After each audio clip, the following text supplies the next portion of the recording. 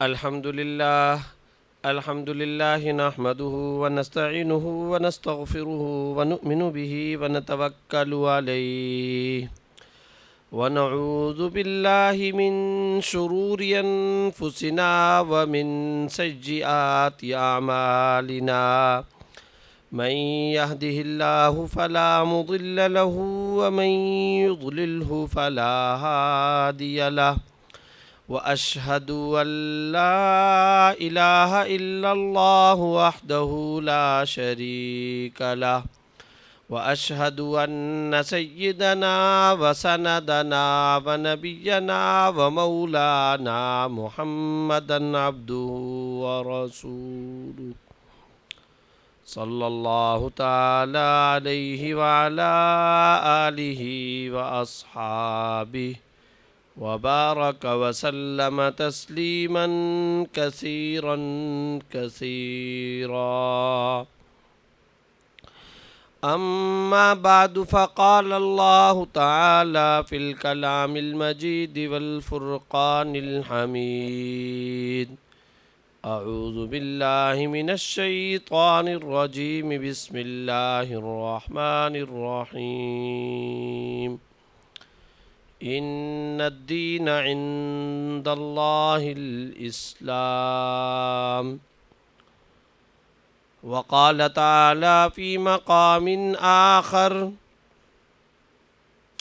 اليوم أكملت لكم دينكم وأتممت عليكم نعمتي ورضيت لكم الإسلام دينا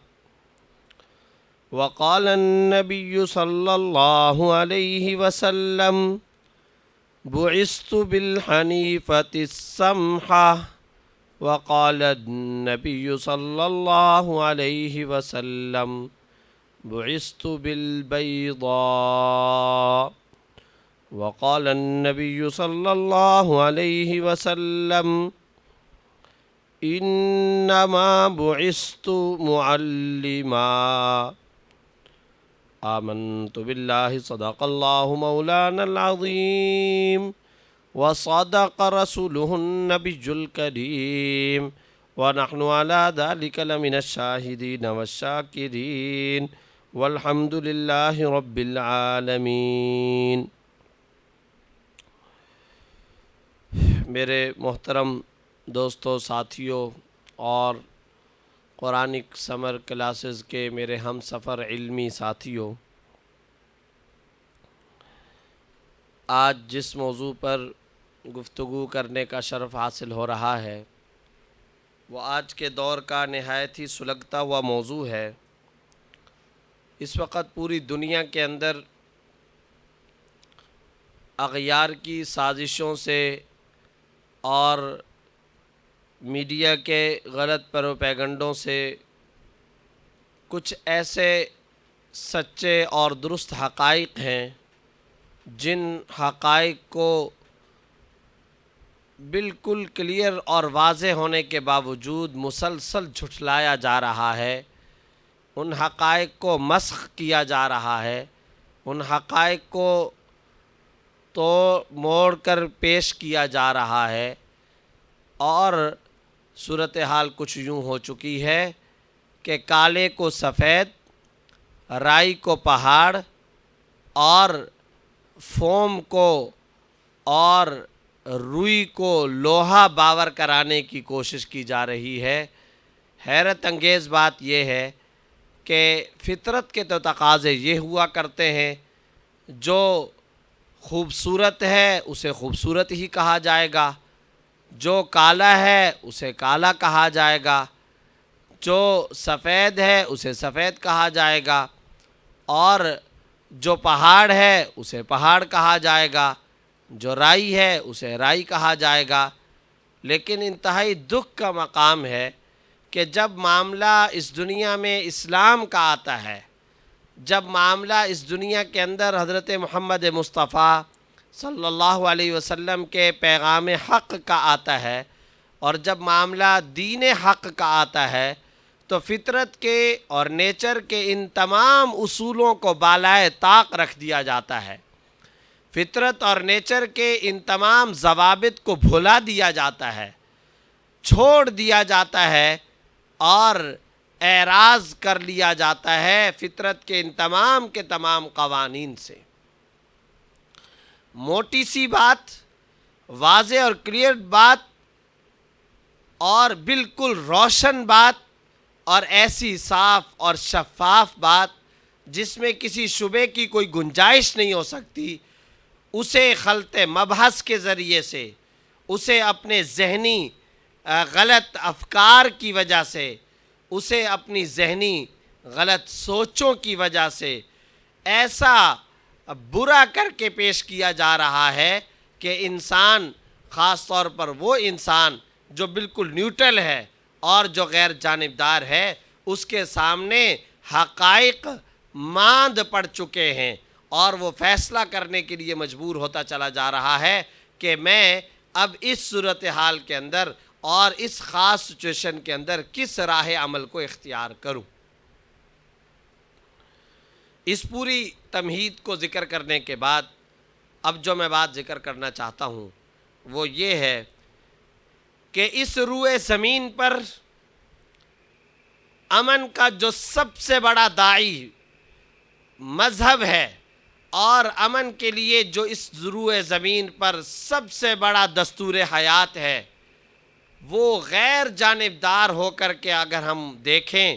تو وہ سوائے اسلام کے اس دنیا میں اور کوئی نہیں ہو سکتا۔ اب یہ ایک ایسا دعویٰ ہے کہ ظاہر سی بات ہے کہ اس دعوے کی حقانیت اور سچائی کے لیے دلائل کی ضرورت ہے۔ آپ دیکھیے اس دنیا کے اندر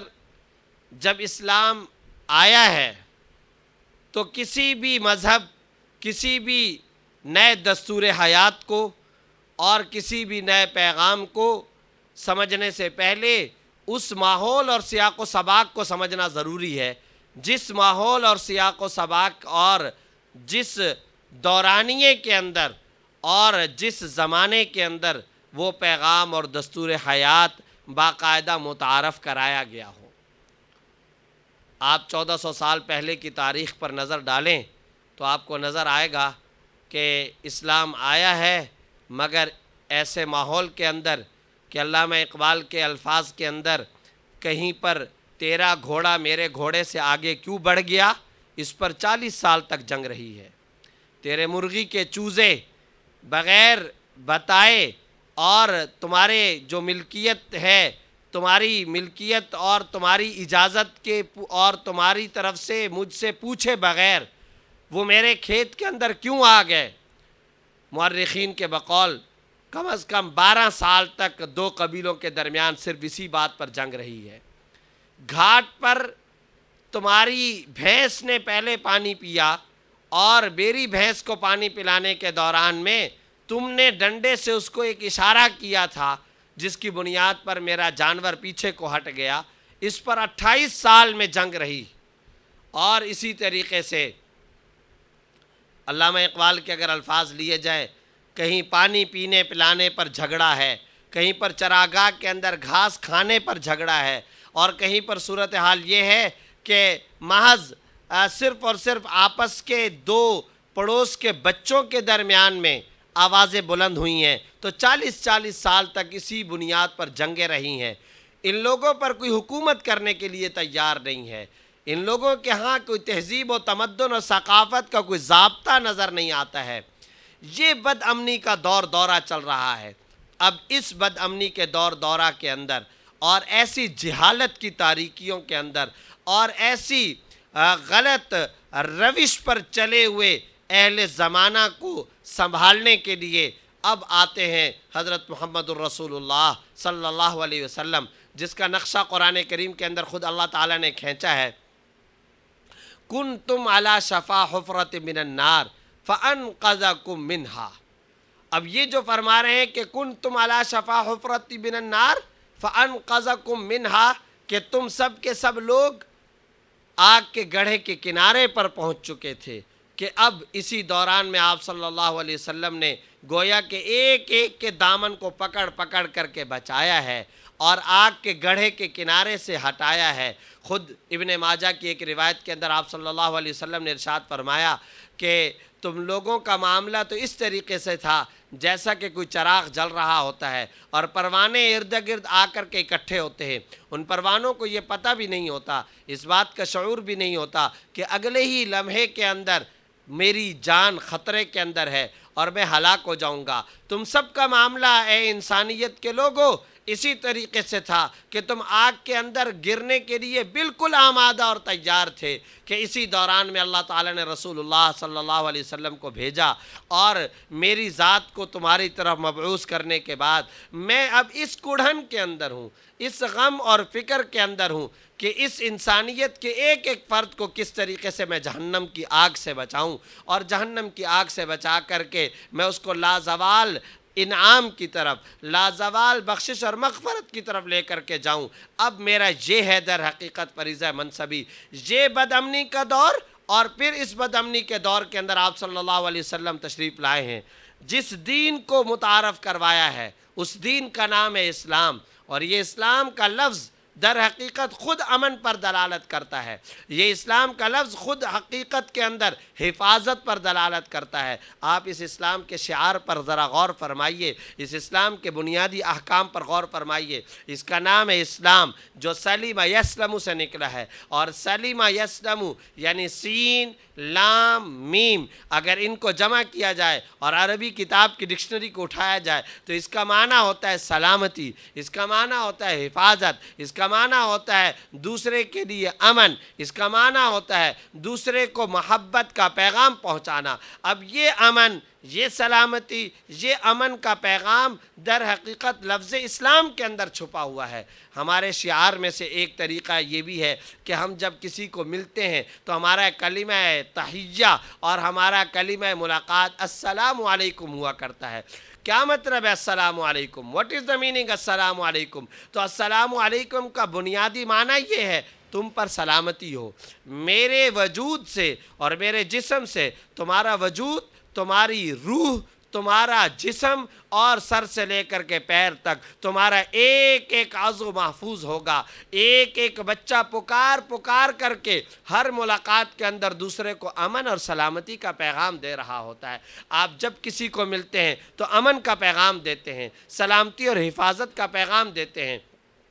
اس کے تمام ارکان اور احکام کے اندر آپ اگر غور و فکر کریں گے تو امن کا درس ملے گا، پیغام ملے گا تو سلامتی کا ملے گا، اگر پیغام ملے گا تو حفاظت کا ملے گا۔ آپ صلی اللہ علیہ وسلم اب تشریف لائے، صحابہ کرام کو امن کا داعی اور پیغمبر بنایا ہے۔ یہ امن کے داعی پوری دنیا کے اندر گئے ہیں، کوئی دمشق پہنچا، کوئی کوفہ پہنچا، کوئی لبنان کے اندر پہنچا، کوئی طرابلس کے اندر پہنچا، کوئی اسپین کے اندر پہنچا۔ اب یہاں کے لوگوں نے اور یہاں کے باسیوں نے ان صحابہ کرام سے پوچھا کہ تم کیا کرنے کے لیے آئے ہو؟ تو سعد بن عبادہ کے وہ تاریخی الفاظ سامنے آتے ہیں۔ انہوں نے فرمایا خرجنا لنخرج العباد من عبادت العباد الى عبادت رب العباد، ہم اس لیے نکلے تاکہ بندوں کو بندوں کی بندگی سے نکال کر بندوں کے رب کی بندگی کی طرف منتقل کر دیں۔ ہم اس لیے نکلے کہ انتم فی رباط دائم، کہ تم سب کے سب لوگ ایک ایسی گھاٹی کے اندر ہو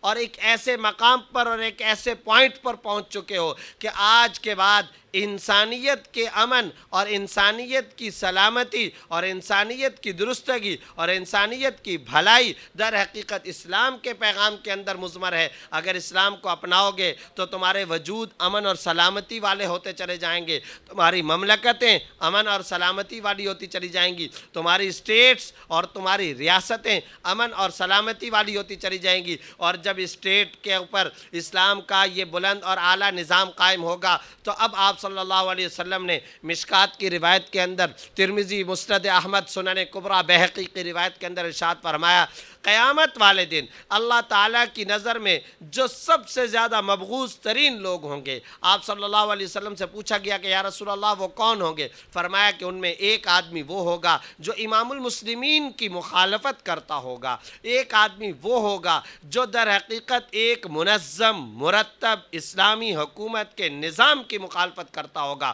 اسے اللہ کی نظر کے اندر غدار شمار کیا جائے گا۔ کیوں اس کے لیے یہ شرط ہے؟ کیوں ڈاکو کے لیے قرآن کریم کے اندر سخت قسم کی شرائط ہے؟ کیوں ڈاکو کے لیے قرآن کریم یہ کہہ رہا ہے کہ اس کی ٹانگیں بھی کاٹو، اس کے ہاتھ بھی کاٹو، مرحلہ وار اس کے جسم کے یہ اعضاء کاٹتے چلے جاؤ؟ اس لیے کہ سب کچھ پسند کیا جا سکتا ہے، لیکن فساد فی الارض کو، زمین کے اندر بد امنی کو کبھی اسلام پسند نہیں کرتا ہے۔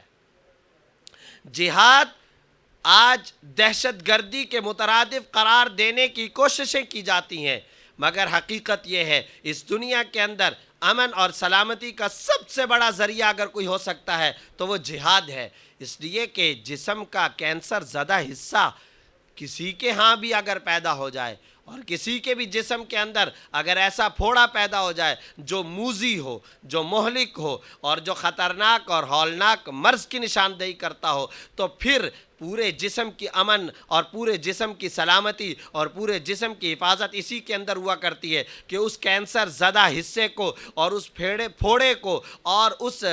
خطرناک حصے کو کاٹ کر کے پھینک دیا جائے۔ اس لیے کہ اگر جسم کے اس حصے کے اوپر شفقت کی جائے گی، اس پر نرمی کا سلوک کیا جائے گا اور اسے ایسے ہی چھوڑ دیا جائے گا، وقتی پریشانی کو اگر برداشت نہیں کیا جائے گا، وقتی اور عارضی تکلیف کو اگر برداشت نہیں کیا جائے گا، اور اس حصے کو ویسے ہی کاٹ کر کے پھینکنے کے بجائے اس کو جسم پر رہنے دیا جائے گا، تو چند ہی دنوں کے اندر یہ جسم قبرستان کے اندر پہنچے گا، چند ہی لمحوں کے اندر یہ جسم ہلاک ہوگا اور پورے کا پورا وجود تباہ و برباد ہو جائے گا۔ تو جہاد در حقیقت ایسے ہی فسادی لوگوں کو اس معاشرے سے ختم کرنے کے لیے وجود میں آیا تھا۔ جہاد تو فساد کے خاتمے کا ذریعہ ہے، اور آج اس جہاد کو دہشت گردی قرار دیا جاتا ہے۔ یاد رکھنا چاہیے اسلام کو، اسلام کے احکام کو کبھی مغرب کی آنکھوں سے اور کبھی مغرب کے لگائے ہوئے چشمے کی مدد سے دیکھنے کی روش کو مسلم امہ کو ختم کرنا ہوگا۔ جو مسلم نوجوان اسلام کے احکام کو مغرب کی لگائی ہوئی اینک کے ساتھ دیکھنے کی کوشش کرے گا، جو اس خوردبین کو استعمال کرے گا، جو اس دوربین کو استعمال کرے گا جو پینٹاگون کے اندر تیار ہوتی ہے، جو اسلام کے خلاف اس مبغوض اور اس غلط روش پر چلائے جانے والی پالیسی کو اپنے آپ کے اپنے وجود کے اندر ایڈاپٹ کرنے کے بعد اسلام کو دیکھنے کی کوشش کرے گا، تو پھر اسے خرابیاں نظر آئیں گی۔ جو نیوٹرل بن کر کے اور ایک ایسا منصفانہ انصاف کے تقاضوں کو سامنے رکھتے ہوئے اپنی نگاہوں کو اگر اسلام کے اوپر لگائے گا اور پھر انصاف کی نظروں کے ساتھ اسلام کو دیکھے گا، تو کسی ایک حکم کے اندر بھی اسے کسی قسم کی کجی نظر نہیں آئے گی، اسے کسی قسم کی خرابی نظر نہیں آئے گی۔ اور میں اسی موقع پر یہ بات بھی کلیئر کر دینا چاہتا ہوں، اسلام آیا تھا، بد امنی کا دور تھا، اسلام آیا، بد امنی ختم ہو گئی تھی۔ اسلام آیا تھا، رومن امپائر کے مظالم چل رہے تھے، سعد بن عبادہ، حذیفہ، خالد بن ولید، بلال حبشی، ابن عمر رضی اللہ تعالی عنہما، اس کے علاوہ نبی اکرم سرور دو عالم صلی اللہ علیہ وسلم کے وہ محمدی غلام جو دمشق کے الباب الصغیر قبرستان کے اندر آج بھی مدفون ہیں، انہوں نے جا کر کے انسانیت کو رومن امپائر کے مظالم سے نجات دلوائی تھی۔ وہ لوگ جو اسپین کے اندر انسانوں پر مظالم ڈھاتے تھے، نبی کے یہ محمدی غلام جب اسپین کے اندر غرناطہ اور الحمرا کے اندر پہنچے ہیں تو انسانیت کو غلامی سے نجات دلائی ہے، انسانیت کو بد امنی سے نجات دلائی ہے، انسانیت کو عورتوں کی عزتوں کے پامال کرنے کے خطرناک رجحان سے آزادی دلائی ہے۔ محمد بن قاسم اسلام کا سپوت تھا جو عورتوں کی حفاظت کے لیے سندھ کے اندر آیا تھا۔ صلاح الدین ایوبی اسلام کا سپوت تھا جس نے بیت المقدس کے مجبوروں کو، بے بسوں کو، مظلوموں کو اور مقہور قسم کے طبقوں کو آج کی انسانیت کی طرح اس موقع پر ایسے ظالم شکنجوں سے نجات دلانے کا فیصلہ کیا تھا جن ظالم شکنجوں نے بیت المقدس کے ارد گرد اتنا خون بہا دیا تھا کہ ایک گھوڑا بھی اگر چلتا تو اس گھوڑے کے گھٹنے تک انسانوں کا خون بہہ رہا ہوتا تھا۔ اسلام کا یہ سپوت انسانیت کو امن دینے کے لیے آیا تھا۔ نور الدین زنگی نے اپنے اپنے علاقوں کے اندر اسلام کی امن کی چھتری کو نافذ کرنے کے لیے جہاد کے اقدامات کیے تھے۔ جس سپہ سالار کو آپ دیکھیں گے وہ جس ریئیکشن کے اندر آیا ہے، جس تناظر کے اندر آیا ہے، آپ اسی نتیجے پر پہنچیں گے۔ احد سے لے کر جو سلسلہ شروع ہوا تھا، بدر سے جو سلسلہ شروع ہوا تھا، ان تمام غزوات کے نتیجے میں حجاز اور عربستان کے اندر امن نافذ ہوتا چلا گیا، لوگوں کو ڈاکوؤں سے نجات ملتی چلی گئی، لوگوں کو رات کے وقت کے رہزنوں سے نجات ملتی چلی گئی، لوگوں کو عورتوں کی عصمتوں کو تار تار کرنے والے وقت کے ظالم اور جابر ڈاکوؤں سے نجات ملتی چلی گئی، لوگوں کو ان لوگوں سے نجات ملتی چلی گئی جو اس معاشرے کا کینسر زدہ حصہ تھا، جو اس معاشرے کا سڑاند والا حصہ تھا۔ کیا عورتوں کو زندہ درگور ہونے سے بچانا یہ اسلام کے امن اور سلامتی کی سب سے بڑی دلیل نہیں ہے؟ کیا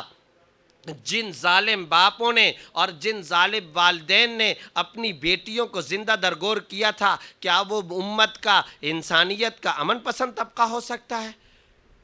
وَإِذَا الْمَوْءُودَةُ سُئِلَتْ کہہ کر کے قرآن کریم ان کے اوپر رد کر رہا ہے، اور ان بچیوں کی چیخ و پکار پر قرآن کریم تشکیل دے رہا ہے نبی اکرم سرور دو عالم صلی اللہ علیہ وسلم کی، اور تشکیل کر رہا ہے نبی اکرم سرور دو عالم صلی اللہ علیہ وسلم کے صحابہ کرام کی۔ پھیل جاؤ بستیوں کے اندر، چلے جاؤ علاقوں کے اندر، چلے جاؤ دنیا کے کونے کونے کے اندر، اور جہاں جہاں پر بھی خواتین کے حقوق پامال کیے جا رہے ہیں، ان خواتین کو جا کر کے ان کے حقوق دو۔ اگر ان کو زندہ درگور کیا جاتا ہے تو ان کو زندہ درگور ہونے سے بچاؤ۔ اے عمر، اب تک تو زندہ درگور کرنے والوں کی یہاں پر حکومت ہوا کرتی تھی، لیکن اب محمدی غلام آ چکے ہیں، تم بھی محمدی دائرے کے اندر داخل ہو جاؤ۔ یہی فاروق اعظم رضی اللہ تعالیٰ عنہ اب فوج بنا کر کے لوگوں کو اور خواتین کو زندہ درگور کرنے والوں کے خلاف آپریشن کر رہے ہیں۔ کیا یہ انسانیت کی خدمت نہیں ہے؟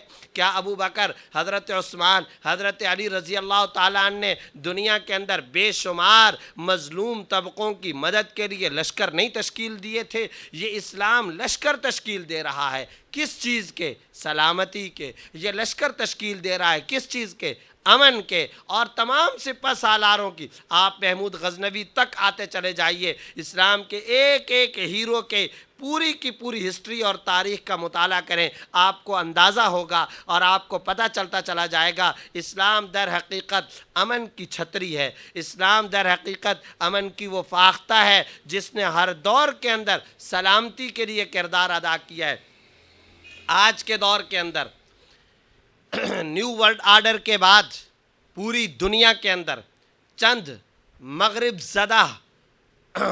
مغرب کے چند گماشتوں نے مغرب کی بے جا قسم کی حکومت کو نافذ کرنے کے لیے اور ان کے اس نیو ورلڈ آرڈر کو نافذ کرنے کے لیے پوری دنیا کے اندر امن کو تباہ و برباد کیا ہے۔ آپ بتائیے، یہ آج کی جو طاقتیں امن کو تباہ و برباد کر رہی ہیں، کیا وہ اسلام کی طاقتیں ہیں؟ مسلمان آج کے دور میں گرا پڑا ہونے کے باوجود اور زوال کا شکار ہونے کے باوجود کیا اس وقت ڈیفینسو پوزیشن پر نہیں ہے؟ کیا وہ ری ایکشن پر نہیں اترے ہوئے؟ ایکشن کیا مسلمان کر رہے ہیں؟ یہ بحث تو ایک فنی اور تحقیقی ہے کہ جہاد دفاعی ہوا کرتا ہے یا اقدامی ہوا کرتا ہے، یہ تو ایک فنی بحث ہے، لیکن اس وقت پوری دنیا کے اندر کیا مسلمان دفاع کی پوزیشن پر نہیں ہے؟ بتایا جائے نا ذرا، پوری دنیا کے اندر کسانوں کو بمبارڈمنٹ کے ذریعے سے مارنے والی طاقتیں کون سی ہیں؟ بچوں کا قیمہ بنانے والی طاقتیں کون سی ہیں؟ زخمیوں کے لیے دوائیوں کی بندش کے قوانین منظور کرنے والی طاقتیں کون سی ہیں؟ بچوں کو دودھ سے محروم کرنے والی طاقتیں کون سی ہیں؟ وہ کون سی طاقتیں ہیں جو عراق کو کبھی تاراج کر دیتی ہیں، کبھی بغداد کو جلا دیتی ہیں، کبھی کابل کو جلا دیتی ہے، کبھی افغانستان کے مظلوم مسلمانوں پر بمبارڈمنٹ کر کے وہاں کے کڑم گاؤں کی باراتی خواتین کا قیمہ بنا کر کے رکھ دیتی ہیں؟ وہ کون سی طاقتیں ہیں جو سمنگان کے اندر، جو قندھار کے اندر، جو افغانستان کے مختلف علاقوں کے اندر ایسے لوگوں کو قتل کر دیا کرتی ہے کہ جن لوگوں نے پینٹاگون کا نام بھی اپنی زندگی میں نہیں سنا ہوتا، جن پسماندہ لوگوں نے اپنی زندگی میں واشنگٹن کا نام بھی نہیں نہیں سنا ہوا ہوتا، جن کو یہ تک پتہ نہیں کہ 9/11 کس بلا کا نام ہے، 9/11 پر اس دنیا میں کیا حادثہ پیش آیا تھا، ان کو بمبارڈمنٹ کے ذریعے سے قتل کیا جا رہا ہے۔ قندھار کے اندر عرصہ دراز تک لوگوں کا کاروبار قبرستانوں کو آباد کرنا، لوگوں کا کاروبار جنازوں کی نمازیں پڑھنا، لوگوں کا کاروبار قبریں کھودنا رہ گیا تھا۔ افغانستان کے ساتھ ساتھ آپ ان طاقتوں کو بھی ذرا دیکھیے جنہوں نے عراق کے اندر مظلوم مسلمانوں کو تاراج کیا ہے۔ وہ کون سی طاقتیں ہیں جو پاکستان کے قبائلی علاقوں کے اندر بھی لوگوں کو تاراج کرتے چلے جا رہے ہیں؟ اب ہوتا یہ ہے کہ پوری دنیا کے اندر آپ مظلوم طبقے کو مارتے ہیں، اس کو پیستے ہیں، کارپٹ بمباری کرتے ہیں، بمبارڈمنٹ کے ذریعے سے ان کو مارتے چلے جاتے ہیں۔ اب ان میں سے کوئی بچا کھچا عنصر وہ اٹھتا ہے، اور اٹھنے کے بعد وہ جا کر کے اپنے آپ کو کہیں پر بھی پھوڑ دیتا ہے۔ کبھی وہ خودکش حملہ آور کی شکل اختیار کرتا ہے، کبھی وہ یہ شکل اختیار کرتا ہے کہ وہ جا کر کے اپنے آپ کو مار دینے پر تیار ہو جاتا ہے۔ کہیں پر وہ اپنے آپ کو صرف مارتا ہے، کہیں پر وہ لوگوں کو بھی اپنے ساتھ مار دیتا ہے، کہیں پر وہ جا کر بے جاگ اسلحہ اٹھا لیتا ہے، کہیں جا کر کے وہ بغیر قصور کے لوگوں کو گولیاں مارنا شروع کر دیتا ہے۔ آپ اگر ان کو ایک مرتبہ غلط کہتے ہیں تو ہم 10 مرتبہ ایسے لوگوں کو غلط کہیں گے۔ آپ اگر ان کو ایک مرتبہ کنڈیم کرتے ہیں تو ہم 10 مرتبہ کنڈیم کرتے ہیں۔ لیکن صرف اور صرف اس بات پر غور فرما لیجئے کہ کیا ان کے خلاف قرارداد منظور کر لینا، کیا ان کے بارے میں فلسفہ یہ پیش کر دینا کہ وہ عام لوگوں کو مار دیا کرتے ہیں، لہٰذا وہ غلط ہوئے، لہٰذا وہ ٹیررسٹ ہوئے، لہٰذا وہ دہشت گرد ہوئے، لہٰذا وہ بنیاد پرست ہوئے، کیا اس سے دنیا کے اندر امن قائم ہو جائے گا؟ کیا اس سے مسائل حل ہو جائیں گے؟ قبائلی علاقوں کا وہ گھر، قبائلی علاقوں کی نفسیات ہیں۔ وہاں پر اگر ایک نوجوان بیٹا اپنے والد سے بات نہیں کرتا ہے تو ٹھیک ہے، بات چیت نہیں کرتا ہے تو نہیں کرتا ہے، لیکن اگر اسی نوجوان کو پتہ چل جائے میرے محلے، میرے علاقے اور میری بستی کے اندر فلانا آدمی ہے جو میری ماں کی طرف، میرے والد کی طرف غلط نگاہ اٹھاتا ہے، تو وہ کلاشن کو اٹھانے سے کم پر بات کرنے کے لیے تیار نہیں ہوتا۔ وہ ان نفسیات پر مرنے مارنے پر تل جاتے ہیں۔ اور اب آپ ان کے ساتھ یہ معاملہ کریں کہ ڈرون اٹیک کریں، اور ڈرون اٹیک کرنے کے بعد وہاں وہ آدمی گھر سے باہر سبزی لینے کے لیے نکلتا ہے، وہ گھر سے باہر سبزی لینے، سودا سلف لینے، کام کاج کے لیے نکلنے کے وقت، کاشتکاری کے لیے جاتے وقت وہ اپنے کسی باہر کے کام کاج کے لیے جاتا ہے۔ جب وہ واپس آتا ہے تو وہ دیکھتا ہے کہ یہاں پر یہ میری ماں کا قیمہ بنا ہوا ہے، وہ دیکھتا ہے کہ یہ میری بیٹی ہے جس کی یہ ٹانگ پڑی ہوئی ہے، جس کے ہاتھ یہاں پر پڑے ہوئے ہیں، یہ میرا باپ ہے کہ جس کے اعضاء کے ٹکڑے پڑے ہوئے ہیں، یہ میری ماں ہے کہ جس کے جسم کے لوتھڑے اور چیچڑے ہوا کے اندر اڑ چکے ہیں، اور وہ چمچیوں سے، وہ بیلچوں سے ان کا قیمہ اٹھاتا ہے۔ اب بتائیے اس آدمی کی نفسیات اس آدمی کو کس فیصلے پر مجبور کریں گی؟ اب یہاں پر ایک لاوا ہے جو اس کے سینے سے ابھر رہا ہے، اور لاوے کو اور طوفان کو نکلنے کے لیے راستہ درکار ہے، فلسفہ نہیں درکار۔ یہاں پر لاجکس نہیں چلیں گی، یہاں پر منطق نہیں چلے گی، یہاں پر ٹھنڈے کمروں کے اندر بیٹھ کر کے منرل واٹر اور ٹیشو پیپر کلچر کے اندر منظور شدہ قراردادیں اب قبائلی علاقوں کے ان نوجوانوں پر کوئی اثر نہیں کریں گی۔ آپ اگر ان کو 10 مرتبہ کہتے ہیں کہ یہ غلط کر رہے ہیں تو میں 1000 مرتبہ کہتا ہوں کہ وہ جا کر کے اپنے آپ کو پھوڑ دیتے ہیں، اور اسکولوں کے اندر دھماکے کرتے ہیں، بازاروں میں دھماکے کر دیا کرتے ہیں، وہ جا کر کے ٹاؤنز اور محلوں کو تاراج کر دیتے ہیں اور غلط کرتے ہیں۔ میں بھی فتویٰ دوں گا کہ غلط کرتے ہیں، لیکن یہ بتائیے کہ کیا اس سے مسئلہ حل ہو جائے گا؟ کیا اس سے دنیا میں امن قائم ہو جائے گا؟ آپ ایکشن کرتے ہیں، اس کے نتیجے میں ری ایکشن آتا ہے، اور یاد رکھنا چاہیے ری ایکشن کبھی فلسفے کا پابند نہیں ہوتا، ری ایکشن ضابطوں کا پابند نہیں ہوتا، ری ایکشن قوانین کا پابند نہیں ہوتا۔ آج دنیا میں یہ سوال اٹھایا جا رہا ہے خودکش حملہ جائز ہے ناجائز؟ اس کا شریعت سے کیا تعلق ہو سکتا ہے؟ یہ فقہ کا کہاں سے مسئلہ ہے؟ ایک آدمی نے ایک کو تھپڑ مار دیا، دوسرے نے اس کو 2 تھپڑ مار دیے، تو اب یہ تھپڑ مارا جا رہا ہے، اب اس کے اوپر کیا کوئی فقہ کا ضابطہ آئے گا؟ کیا یہ کوئی شریعت کا مسئلہ ہے؟ یہ کیا اسلام کا مسئلہ ہے؟ تم نے مارا ہے، اس نے بھی مارا ہے. تم نے ایک ایکشن کیا، ڈرون اٹیک کر کے ان کے بچوں کو مار دیا، فارمرز کو مار دیا، عام لوگوں کو مار دیا، خواتین کو مار دیا، کسانوں کو مار دیا. تم نے ایک بارات جا رہی ہے، اس بارات کے تمام 68 کے 68 لوگوں کو ایک نہیں ہزاروں مرتبہ مار دیا. اور یہ خون کی داستان افغانستان سے پاکستان کے قبائلی علاقوں تک پھیلی ہوئی ہے. اور پھر آپ یہ کہیں کہ ہم اٹیک بھی کریں، ہم بمبارڈمنٹ بھی کریں، اور اس کے بعد جتنے لوگ ان سے افیکٹڈ ہو جاتے ہیں، جو متاثر ہو جاتے ہیں، ان کا جو کوئی بچا کھچا عنصر ہے وہ بس آرام سے بیٹھ جائے. اور ہم نے چونکہ قرارداد منظور کر کے رکھی ہوئی ہے، لہٰذا وہ کوئی ری ایکشن نہ کرے، وہ اس کے بدلے میں کوئی کام نہ کرے، وہ کوئی کارروائی نہ کرے. این خیال است و محال است و جنون. یہ انتہا درجے کی جنونیت والی سوچ تو ہو سکتی ہے، یہ انتہا درجے کی ایک ایسی سوچ تو ہو سکتی ہے جس کے نہ پیر ہیں نہ جس کا کوئی سر ہے. یہ ایک ایسی سوچ تو ہو سکتی ہے جو آپ بند کمرے کے اندر بیٹھ کر کے ڈسکشن تو کر سکتے ہیں، لیکن ریالٹی حقائق کے ساتھ، زمینی حقائق کے ساتھ اس سوچ کی کوئی تعمیر آپ کم از کم اپنی نگاہوں سے ہرگز نہیں دیکھ سکتے. کبھی یہ سوچ ڈیولپ نہیں ہو سکتی ہے، کبھی اس سوچ کے اوپر عمارت نہیں کھڑی ہو سکتی ہے، کبھی یہ سوچ بار آور نہیں ثابت ہو سکتی ہے، کبھی یہ سوچ آپ کی اس دنیا کے اندر امن نہیں قائم کروا سکتی ہے. اسلام سلامتی کا دین تھا، ہے، رہے گا. ہاں، آپ کسی بھی طبقے کے اوپر غلط ایکشن کریں گے،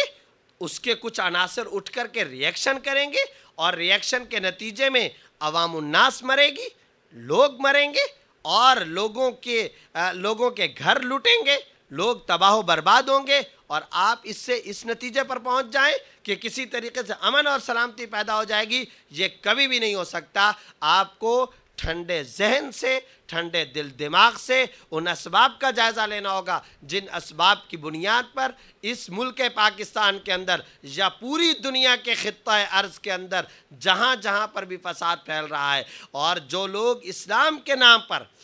فساد پھیلا رہے ہیں، یقیناً وہ غلط کر رہے ہیں. لیکن وہ کیوں پھیلا رہے ہیں؟ اور وہ ڈوری ہل کہاں سے رہی ہے جس کے نتیجے میں آگے غلط اقدامات اٹھتے ہیں؟ وہ ناانصافی کی پالیسیاں تشکیل کہاں پا رہی ہیں؟ وہ کدھر پروان چڑھ رہی ہیں ناانصافی کی پالیسیاں؟ کون لوگ ہیں جو ناانصافیوں کی پالیسیوں کو اس دنیا کے اندر رواج دیتے ہیں؟ مغرب کے کتے سیبوں کے مربے کھائیں اور مسلم مملکتوں کے بچوں کو زخمی ہونے کے بعد دوائیاں تک میسر نہ آئیں، اور پھر اس کے بعد آپ اس بات کی امید رکھیں کہ دنیا میں امن آ جائے گا. کبھی امن نہیں آ سکتا. آج امریکہ، یورپ کے اندر لوگ مریں اور میڈیا پر یہ خبریں گردش کریں کہ وہ مرتے وقت اپنے کتوں کے لیے ملین ڈالرز کے اندر میراث اور جائیداد اور ترکے کے اندر حصے چھوڑ کر کے جا رہے ہیں، اور